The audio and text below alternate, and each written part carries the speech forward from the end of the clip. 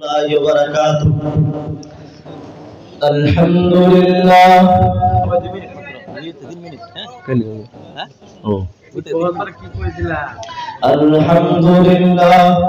الحمد لله نحمده ونستعينه ونستغفره ونؤمن به ونتوكل عليه ونعوذ بالله من شرور أنفسنا ومن سيئات أعمالنا من يهده الله فلا مضل له ومن يضلله فلا هادي له ونشهد أن لا إله إلا الله وحده لا شريك له ونشهد أن سيدنا ومولانا محمدا عبده ورسوله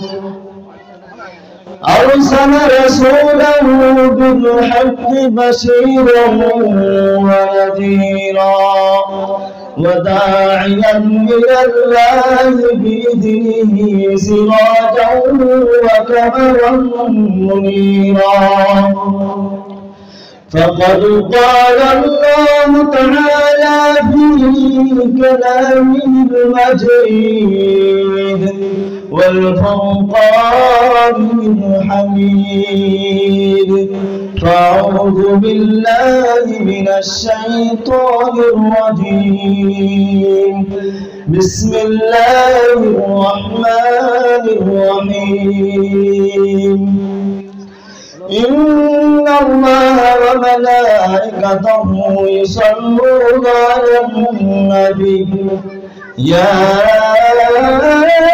أيها الذين آمنوا صلوا عليه وسلموا تسليما اللهم صل على سيدنا مولانا محمد وعلى آل سيدنا مولانا محمد طائفة গেলেন নবী ইসলাম প্রচার করিতে তরিফেরাই মারলো পাথর দয়ার নবীর গায়েতে আল্লাহুম্মা সাল্লি আলা مولانا محمد وعلى آل سيدنا مولانا محمد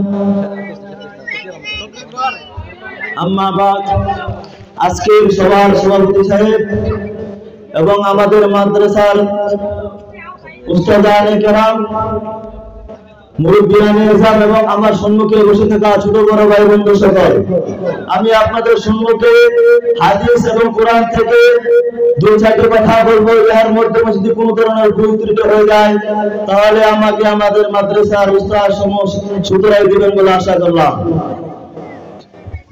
আল্লাহ পাক রব্বুল ইজ্জতের লাখো কোটি শুকর যে আল্লাহ পাক রব্বুল ইজ্জত আমাদেরকে দুনিয়ার বিভিন্ন ধরনের কাজ থেকে ফারিগ করে এই দিনের মজলিসে বসার জন্য তৌফিক দিয়েছেন।